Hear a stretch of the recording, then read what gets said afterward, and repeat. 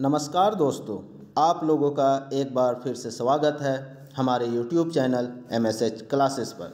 दोस्तों, आज हम लोग नागपुरी व्याकरण की अगली कड़ी में सर्वनाम पढ़ने जा रहे हैं, जो झारखंड से रिलेटेड किसी भी वैकेंसीज के लिए मोस्ट इम्पोर्टेंट है, जिसे विस्तार से जानने के लिए आपको वीडियो में अंत तक बने रहना है और वीडियो अच्छी लगे तो लाइक, शेयर एंड सब्सक्राइब कर ले।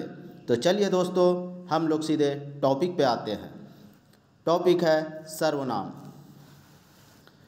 सबसे पहले इसकी परिभाषा देखते हैं। परिभाषा है, नागपुरी में सर्वनाम हिंदी लखे है, मुदा नागपुरी भाषा कर अपन विशेषता कर पहे नागपुरी में एगो सर्वनाम बगरा भेटाएला। कहने का अर्थ हुआ, नागपुरी में जो सर्वनाम है वह हिंदी के जैसा है।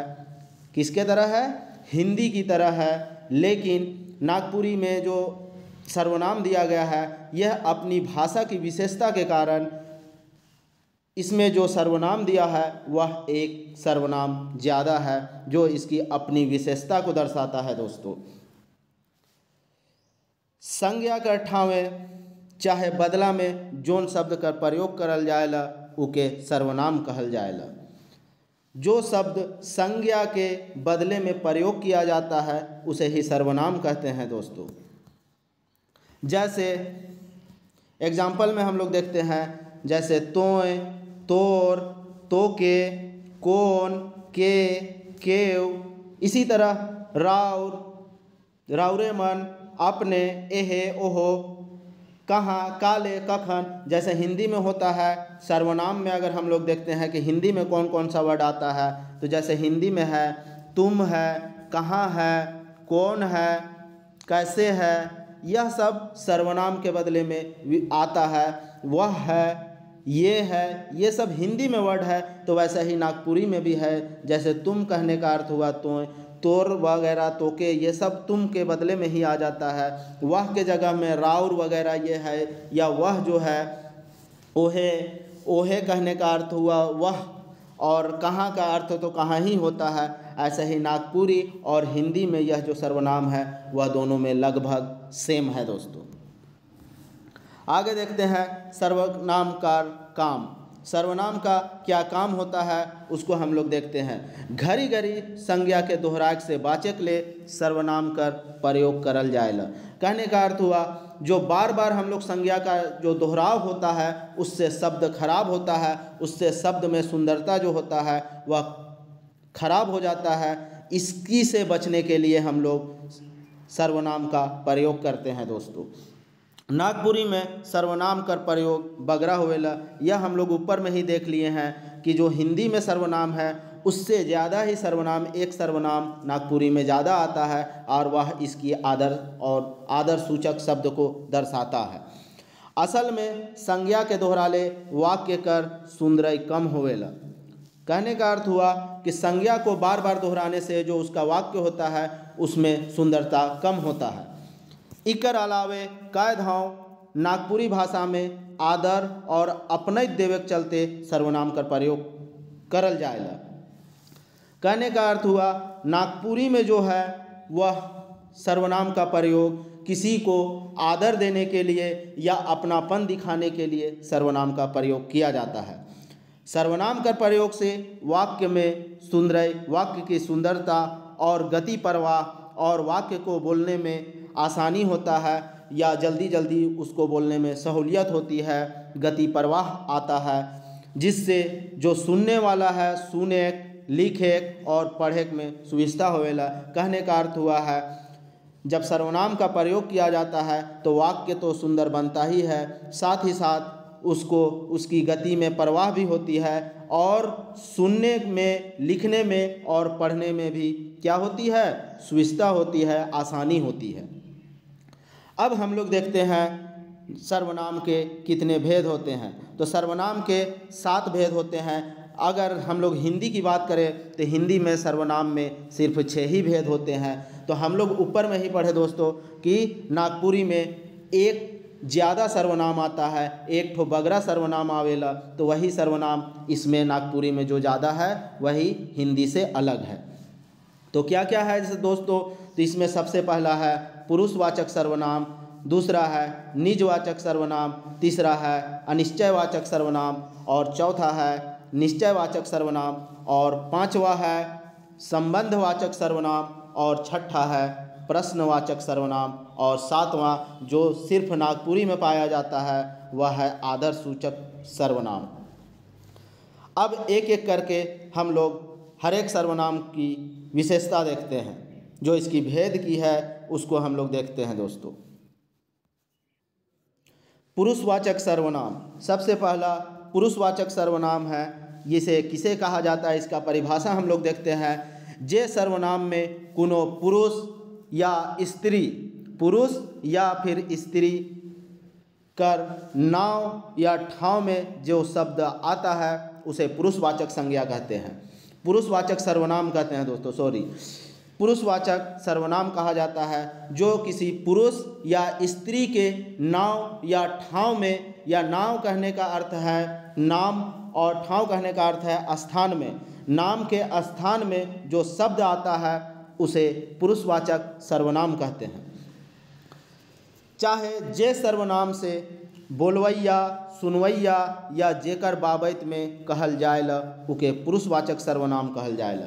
कहने का अर्थ हुआ पुरुषवाचक सर्वनाम से जिसके बारे में कुछ बोला जा रहा है, या जो सुन रहा है, या जिसके बाबत में या जिसके बारे में हम लोग बात कर रहे हैं उसे ही पुरुषवाचक सर्वनाम कहते हैं। जैसे हम उकर ले झूला लान ली, किसके लिए? उकर ले, तोड़ ले नहीं। कहने का इसका अर्थ हुआ हम जो झूला लाए हैं वह उसके लिए लाए, किसी दूसरे पर्सन के लिए लाए हैं जो यहाँ पे सामने में मौजूद है, तुम्हारे लिए यह झूला हम नहीं लाए हैं। तो अगर इसमें हम लोग देखते हैं तो हम जो है वो यह बोलवैया है, मतलब कि हम जो है वो कहने वाला है कि यह झूला कौन लाया है, हम लाए हैं, हम लाए हैं, तो यह हम जो है वह बोलने वाला है। और तोर जो है वह सामने जो खड़ा है, जो उसकी बात सुन रहा है, वह सुनने वाला है। और जो थर्ड है, जो थर्ड पर्सन है जिसके बारे में कहा जा रहा है वह उकर है, यह है थर्ड पर्सन, तो यह उकर है। ठीक है दोस्तों, अब हम लोग इसमें जो पुरुषवाचक सर्वनाम है इसके 3 भेद होते हैं। इन 3 भेदों को अगर हम लोग देखेंगे तो यह पूरी तरह से क्लियर हो जाएगी।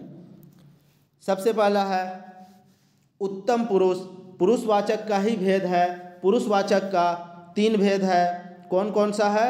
उत्तम पुरुष है। जैसे पुरुषवाचक का अगर हम लोग करते हैं तो पुरुषवाचक का 3 भेद है।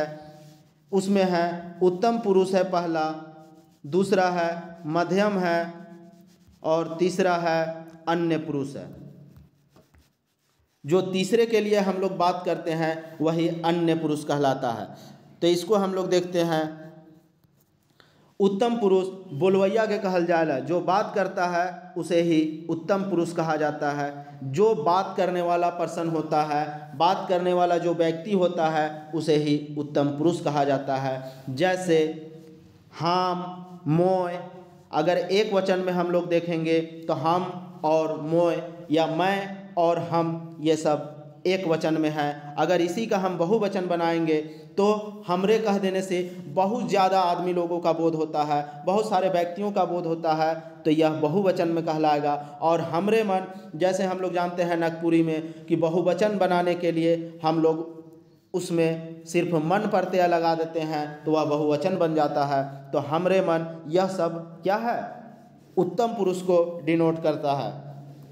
नेक्स्ट देखते हैं मध्यम पुरुष।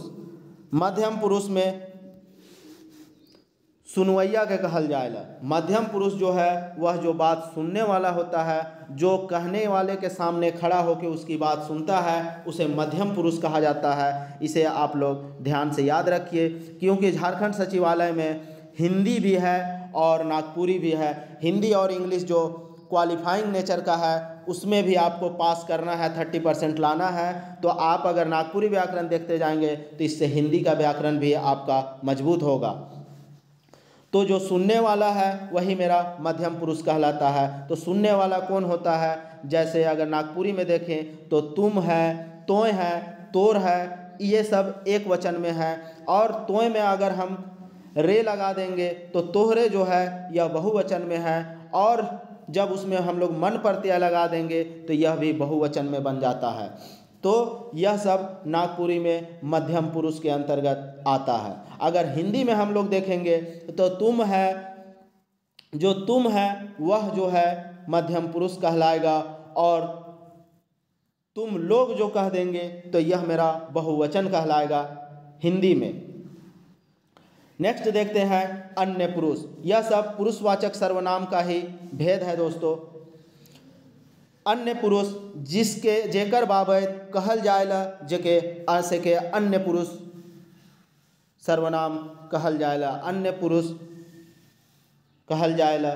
मीन्स कहने का अर्थ यह हुआ कि जिसके लिए, जिसके बारे में हम लोग बात करते हैं वह व्यक्ति अन्य पुरुष कहलाता है, और वह व्यक्ति उस वक्त उस स्थान पे मौजूद नहीं होता है जिसके बारे में हम लोग बात करते हैं। जैसे अगर हम लोग अभी कह दे कि किसी को हम सामने खड़ा करके कह रहे हैं, जैसे मेरे सामने अगर मान लीजिए कि राम खड़ा हुआ है, तो राम को कह रहे हैं तुम अमिताभ बच्चन से छोटे हो, तो हम लोग किसके बारे में बात कर रहे हैं? अमिताभ बच्चन के बारे में बात कर रहे हैं। तो यहाँ अन्य पुरुष में अमिताभ बच्चन हो जाएगा दोस्तों, ठीक है, अमिताभ बच्चन हो जाएगा अन्य पुरुष में। मीन्स कि हम लोग जिसके बारे में बात करते हैं वही अन्य पुरुष होता है।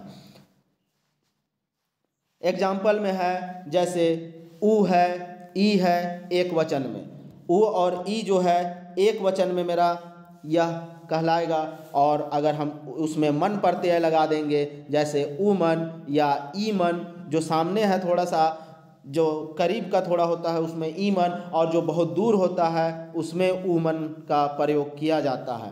तो यह मेरा पुरुषवाचक सर्वनाम का पूरा कंप्लीट होता है। अब नेक्स्ट हम लोग देखते हैं निजवाचक सर्वनाम। सबसे पहले इसकी परिभाषा देखते हैं। जोन शब्द से अपन खुद कर बोध होवेला, अपना खुद का बोध होता है, उके निजवाचक सर्वनाम कहल जाएला, उसे ही निजवाचक सर्वनाम कहा जाता है। कहने का अर्थ हुआ जिस सर्वनाम से अपने आप का खुद का बोध हो उसे हम लोग निजवाचक सर्वनाम कहते हैं। यह हिंदी में हुआ। अगर इसी का नागपुरी रूप देखेंगे तो अपन खुद कर बोध होवे वाला जो वर्ड रहता है उकरे हम क्या कहते हैं? निजवाचक सर्वनाम कहल जाएला। जैसे में अगर हम लोग नागपुरी में देखते हैं तो हम हैं, अपने हैं, नीजे का अर्थ है एकदम अपना, निजी, ठीक है। इसी तरह अगर हम लोग बहुत लोगों के सामने में कहते हैं तो हम अपने हैं, जाब उ अपने हैं जाए तो नीजे आवे। ये सब कहने का अर्थ हुआ कि यह सब किसी व्यक्ति का निज को दिखा रहा है, उसका अपनापन को दिखा रहा है, अपने आप का खुद का बोध करा रहा है, तो यह निजवाचक सर्वनाम कहलाएगा। नेक्स्ट देखते हैं निश्चयवाचक सर्वनाम। जो निश्चित है उसके बारे में कह रहा है, तो हम लोग इसकी सबसे पहले परिभाषा देखते हैं। जे सर्वनाम से बोलवैया कर नजीक या दूर कोनो जिनिस वस्तु कर निश्चित कर बोध होवेला, उके निजवाचक सर्वनाम कहल जाएला या निश्चितवाचक सर्वनाम कहल जाएला। कहने का अर्थ हुआ जिस सर्वनाम से जो बोलने वाला है, बोलने वाला का जो सामने है या दूर है, वह क्या है? या तो वस्तु है या तो कोई और भी सामान हो, तो उस वस्तु का जो बोध होता है, जो बोलने वाला है उसके सामने है या उसका दूरी है, इसका अगर बोध हो तो उसे ही निजवाचक सर्वनाम कहा जाता है दोस्तों।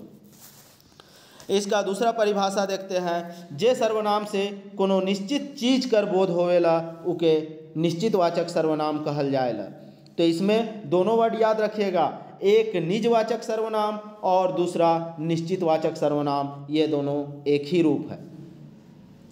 तो जिससे एकदम निश्चित कि ये हुआ ही है, अगर उस चीज का बोध हो तो वह भी क्या कहलाएगा? निश्चितवाचक सर्वनाम कहलाएगा। जैसे ए दे, मतलब किसी चीज़ को हम लोग कह रहे हैं यही है वह चीज़। वो दे मतलब वो है वो चीज़। ए है, यही ये चीज़ बोला था, वही वो है, अगर वो है का बात हो रहा है तो वही वह बंदा है जिसने उसे गाली दिया था। तो यह सब मेरा जो है ये सब वर्ड ये निश्चित वाचक सर्वनाम में हम लोग का दूरी के साथ साथ उसका क्या है कि उसका निश्चित का बोध हो रहा है कि यही कहा है, वही कहा है, वो सामने हो या ना हो, लेकिन यही वो बंदा है जिसने ऐसा कहा था, वही बंदा है जिसने ऐसा कहा था का बोध हो, वह निश्चित वाचक सर्वनाम कहलाता है। अगर हम लोग एग्जाम्पल में देखेंगे तो एहे जगन हमरे छेकाए रही, पहला एग्जाम्पल है एहे जगन हमरे छेकाए रही। कहने का अर्थ हुआ यही वह जगह है जहाँ पे हमको कुछ लोग क्या किए थे, छेक लिए थे, या कुछ लोग हमको रोक लिए थे, या कुछ चोर वगैरह जो है हमको यहीं पे रोक के मेरे साथ क्या किए, छीना झपटी किए थे। वैसे ही नेक्स्ट एग्जाम्पल देखते हैं, वो है छोड़ा क्या किया था, चोराए रहे। वो है छोड़ा मतलब किसी खास के बारे में हम लोग डिनोट करके, इंडिकेट करके कि हाँ वही वो बंदा है जो क्या था, वही वो लड़का था जो चोरी किया था। एकदम हम लोग का फिक्स है नाम के साथ कि हाँ हम लोग वही बंदे के बारे में बात कर रहे हैं। नाम अगर नहीं पता है तो हम लोग वो कह देते हैं, और नाम पता रहने के बाद तो हम लोग उसको नाम से बुलाते हैं। लेकिन हम लोग सर्वनाम में देख रहे हैं कि जो नाम है उसके जगह में यह वह तुम वगैरह का बोध होता है, तो यहाँ पे नाम के जगह में वो वर्ड लगा दिए हैं, तो यही मेरा सर्वनाम कहला रहा है। नेक्स्ट देखते हैं अनिश्चित वाचक सर्वनाम। सबसे पहले इसकी परिभाषा देखते हैं। जोन सर्वनाम से कोनो निश्चित वस्तु कर बोध नी होवे उके अनिश्चित वाचक सर्वनाम कहल जाएला। मतलब कहने का अर्थ हुआ जिस शब्द से किसी निश्चित वस्तु का बोध नहीं होता है उसे ही हम अनिश्चित वाचक सर्वनाम कहते हैं।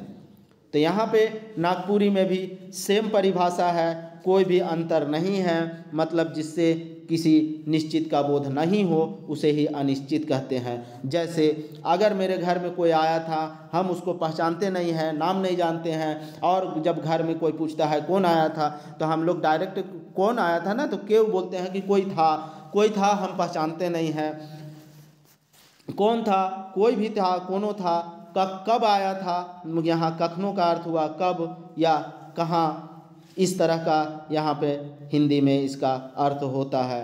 तो यह सब अनिश्चित वाचक सर्वनाम के अंतर्गत आता है, जिससे फाइनल पता नहीं चलता है, निश्चितता का बोध नहीं होता है। इसलिए ये सब कौन जो है और कब है और कैसे है, ये सब वर्ड मेरा अनिश्चित वाचक सर्वनाम में आता है। उदाहरण में देखते हैं, चोरक गुण केव नी जाने ना। कहने का अर्थ हुआ कि जो चोर होता है उसका जो गुण होता है उसको कोई भी नहीं जानता है, कोई भी नहीं जानता है। केव का अर्थ हुआ कोई भी, एक भी पर्सन क्या करता है, उसका किस तरह का गुण है उसको कोई नहीं जानता है। सेकेंड एग्जाम्पल देखते हैं, कोनो कहे नी पारब। अगर हमसे कोई कुछ पूछ देता है तो हम लोग क्या कहते हैं कि हम इस मैटर में कुछ भी बोलने के लिए तैयार नहीं हैं, या हम कुछ भी कहने में सक्षम नहीं हैं। कोनो कहे नी पारब यह मेरा अनिश्चित वाचक सर्वनाम के अंतर्गत आता है, जिसमें निश्चितता का बोध नहीं हो रहा है। जब हमें एक और एग्जाम्पल है कखनो खाए, तो जब हमें खाना के लिए कभी कोई को पूछता है तो हम लोग सीधा एक जवाब देते हैं कि कभी भी हम खाना खा लेंगे। तो उसमें एक निश्चितता का बोध नहीं हो रहा कि हम किस वक्त खाएंगे, किस टाइम में खाएंगे, इसका बोध नहीं हो रहा। हम कभी भी जब मन करे हम खा लेंगे, तो यह अनिश्चितता को दर्शाता है। इसलिए जब अनिश्चित वाचक सर्वनाम का बात आए तो जिसमें किस खास निश्चितता का बोध नहीं हो उसे ही अनिश्चित कहा जाएगा। नेक्स्ट देखते हैं संबंधवाचक सर्वनाम। सबसे पहले इसकी परिभाषा देखते हैं। जोन सर्वनाम वाक्य में कोनो दोसर सर्वनाम से संबंध जोड़ल जाए उके संबंधवाचक सर्वनाम कहे ना।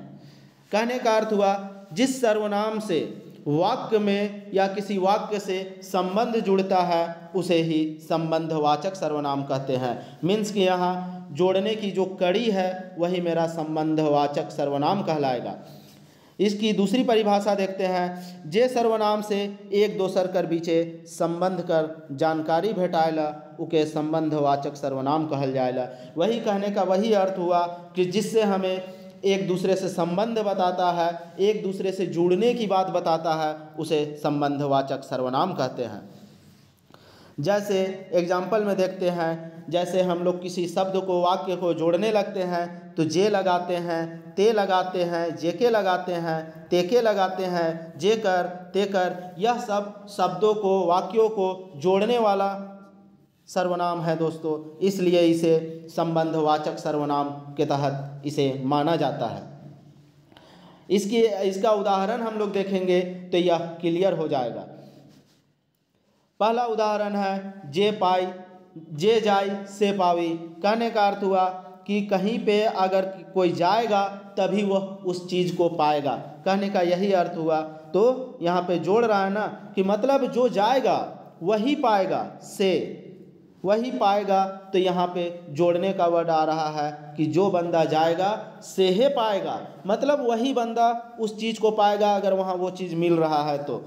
जेकर चूवी से है छारी, कहने का अर्थ हुआ कि अगर हम लोग पहले जानते हैं कि अभी से अगर 20-25 साल पीछे हम लोग चले जाएं तो हम लोग क्या देखते हैं कि बहुत सारे घरों में, क्योंकि भारत एक गांव वाला देश है, कृषि प्रधान देश है, वहाँ के अधिकतर घर क्या होते थे, खपड़ैल होते थे, और खपड़ैल में उसे हर साल बनाना होता है। तो यहाँ पे अगर वो नहीं बनाएगा तो उसमें जब बरसात के दिनों में पानी आएगी, बारिश होगी, तो वह बारिश उसके घर में गिरेगी। तो यहाँ पे है, जिसके घर में वह गिरेगी पानी, वही अपने छप्पड़ को बनाएगा, कहने का यही अर्थ हुआ। मीन्स कि जेकर, तो जेकर में यहाँ हो गया, यही हो गया, संबंध को दर्शा रहा है जेकर। तो जेकर चूवी मतलब जिसका वो पानी गिरेगा वही अपने छप्पड़ को बनाएगा। नेक्स्ट देखते हैं, जेके लागी सेहे जानी।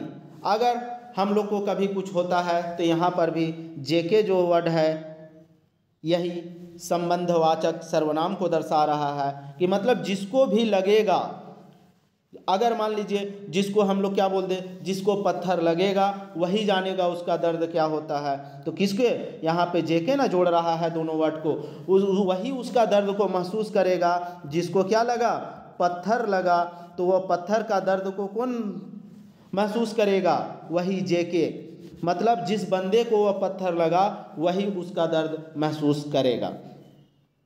नेक्स्ट देखते हैं, प्रश्नवाचक सर्वनाम। इसकी परिभाषा है, कोनो सवाल करे के लिए जोन सर्वनाम का प्रयोग होवेला उके प्रश्नवाचक सर्वनाम कहल जाएला। मीन्स कि जिस शब्द से प्रश्न का बोध हो उसे ही हम प्रश्नवाचक सर्वनाम कहते हैं। जिस सर्वनाम से प्रश्न का बोध हो, मतलब क्वेश्चंस का बोध हो, उसे हम लोग प्रश्नवाचक सर्वनाम कहेंगे। इसकी दूसरी परिभाषा देखेंगे तो यह और भी क्लियर होगा। जेकर से कोनो सवाल कर बोध होवे उके प्रश्नवाचक सर्वनाम कहल जाएला। कहने का अर्थ हुआ जिससे हम कभी भी सवाल करते हैं, क्वेश्चंस करते हैं, तो वही मेरा प्रश्नवाचक सर्वनाम कहलाएगा। इसको हम लोग एग्जाम्पल में देखेंगे कि यह कौन कौन सा वर्ड है जिससे हम लोग का प्रश्न का बोध होता है। तो यह वर्ड आपको प्रश्नवाचक सर्वनाम जो है वह क्लियर होगा। के, जैसे में के है, कौन है, काले है, कखन है, कतना है, कैसन है, ये सब जो वर्ड है यह प्रश्नवाचक सर्वनाम में आएगा। जैसे हम लोग बोलते हैं ना कि वहाँ पे वो ऐसा कर दिया, तो अगला हम लोग से तुरंत वहीं पे क्वेश्चंस करेगा कि के, कौन ऐसा किया, के किया, नागपुरी में के हो जाता है। उसी को अगर हम लोग हिंदी में देखेंगे तो हिंदी में कौन होता है कि कौन ऐसा किया, कौन वहाँ पे बदमाशी किया, ये सब जो है यह प्रश्न को दिखाता है और यही प्रश्नवाचक सर्वनाम है। अब फिर यहाँ पे बात होती है कि काले मतलब क्यों ऐसा किया, क्यों ऐसा वो किया, यह भी एक क्वेश्चन को दर्शा रहा है। फिर हम लोग जैसे बोलते हैं कि कब तुम खाना खाओगे, तो यह भी हुआ मेरा प्रश्नवाचक सर्वनाम को दिखा रहा है। तुम कितने बजे कहीं जाओगे, कितना, कितना का अर्थ हुआ अगर तुमको कहीं जाना है तो अपना टाइम बताओगे ना, तुम कितने बजे जाओगे। तो कितना जो है, कितना जो है नागपुरी का वही हिंदी का कितना है, तो यह प्रश्नवाचक को दिखा रहा है। कैसन, जैसे हम लोग किसी के बारे में बताते हैं कि वो वैसा था, तो अगला पूछता है कैसन था, मतलब कैसा था या कैसी थी, तो उसी में हम लोग यह प्रश्न को दिखा रहा है। तब उसके जवाब में हम लोग बोलते हैं ये ऐसा था, वह गोरा था, वह काला था, वह सांवला था। तो यह प्रश्न का उत्तर होता है, मतलब जिससे प्रश्न किया जाए और उस प्रश्न का उत्तर मिले वही मेरा प्रश्नवाचक सर्वनाम होगा दोस्तों। इसे उदाहरण से देखेंगे तो यह और भी क्लियर होगा। कने जाब पहला उदाहरण है, दूसरा है काले जाब, तीसरा है का खाब, चौथा है कखन आवब, पांचवा है कैसन लागी। पहले का अर्थ हुआ कने जाब, उसका हिंदी ट्रांसलेट है कि किधर जाइएगा, किधर जाना है, ये हुआ किधर। कने का अर्थ हुआ किधर, ठीक है दोस्तों, किधर। तो यह किधर जो है वह नागपुरी का कने कहलाता है। वैसे ही है काले जाब, मीन्स कि तुम क्यों वहाँ जाएगा, क्यों का अर्थ होता है काले, ठीक है दोस्तों। तो आप लोग इसे ध्यान से देखिए और समझिए, क्योंकि एग्ज़ाम में यही सब आएगा और आप इसी में कंफ्यूज करेंगे। तो अभी से अगर आप लोग इसे देखते जाइएगा तो आप एग्ज़ाम में हर एक प्रश्नों का उत्तर करने में सक्षम रहेंगे। वैसे ही है, नेक्स्ट है का खाब। का खाब कहने का अर्थ हुआ क्या खाओगे, क्या खाना है।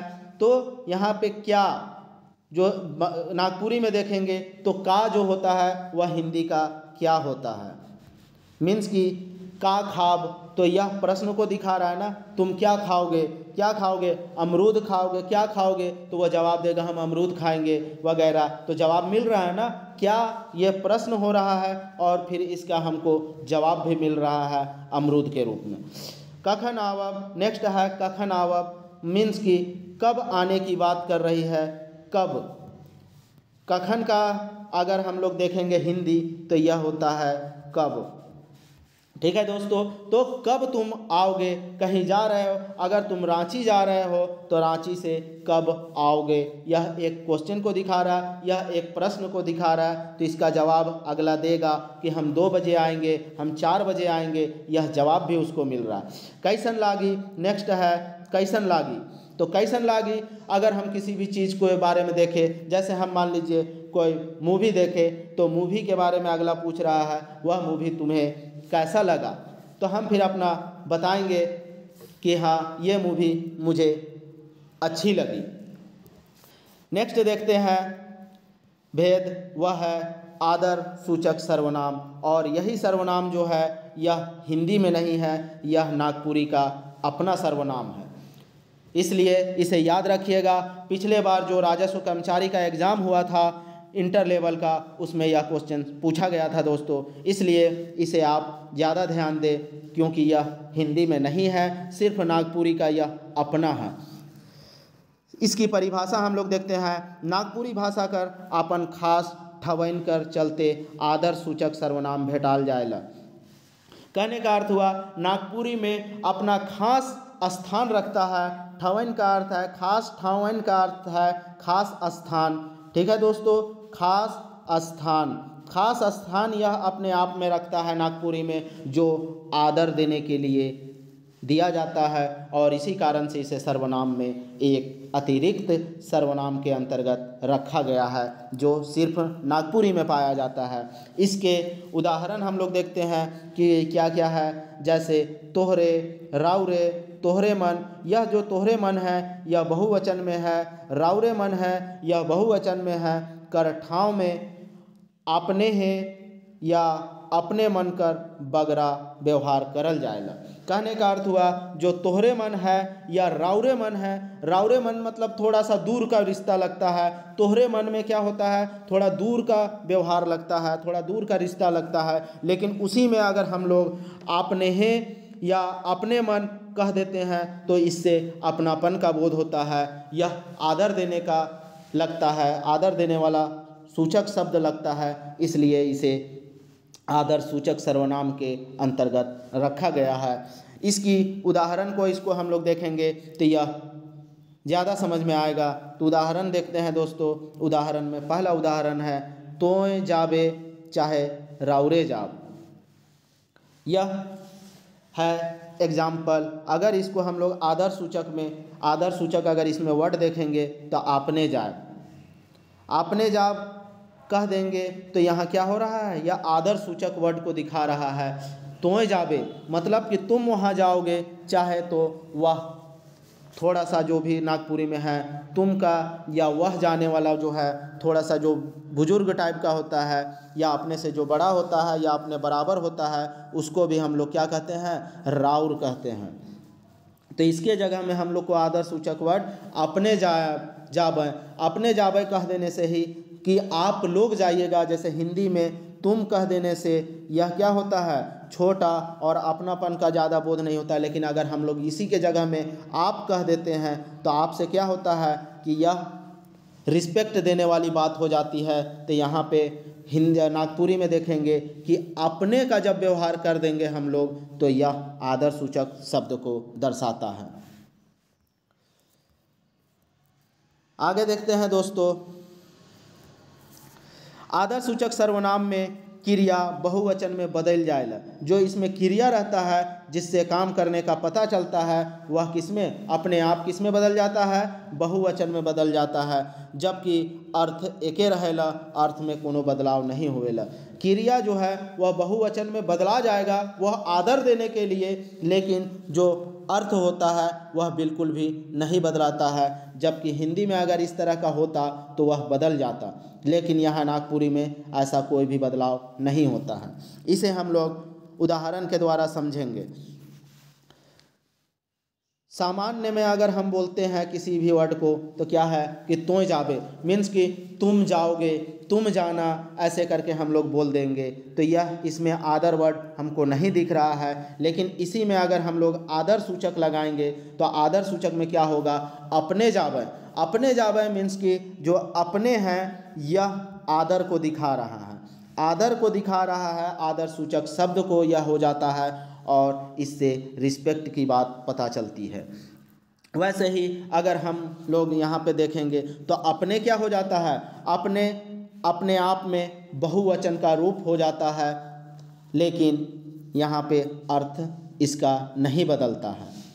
और बहुवचन में एहे लखे प्रयोग होवेला, चाहे वो तो इसमें बहुवचन देखो या फिर एक वचन देखो, इस दोनों में एक ही रूप होगा, एक ही अर्थ निकलेगा। सिर्फ शब्द का रूप बदल जाएगा लेकिन अर्थ में कोई परिवर्तन नहीं होगा। नेक्स्ट देखते हैं तोहरे मन जाब। तोहरे मन जाब या राउरे मन जाब, यह जो दोनों एग्जाम्पल है यह सामान्य वर्ड को दिखाता है, सामान्य वाक्य को दिखाता है। लेकिन अगर इसी में हम लोग जब आदर सूचक शब्द लगाएंगे तो उसमें हम लोग क्या कर देंगे, अपने मन जावे, फिर यहाँ से अपने मन लगा दिए और यह अपने मन बहुवचन का रूप ले लेता है, लेकिन अर्थ में कोई बदलाव नहीं आता है। तो इस तरह हम लोग पूरे सर्वनाम को आज देखें। इसी तरह आप लोग वीडियो में बने रहें और हमारे चैनल को सब्सक्राइब कर लें, क्योंकि इस तरह के कंटेंट हम आपको हमेशा देते रहेंगे और वह भी बिल्कुल मुफ्त। इसके लिए बस आपको चैनल को ज़्यादा से ज़्यादा सब्सक्राइब एंड शेयर करना है। तो दोस्तों वीडियो में अंत तक बने रहने के लिए आप लोगों का धन्यवाद। जय झारखंड, जोहार।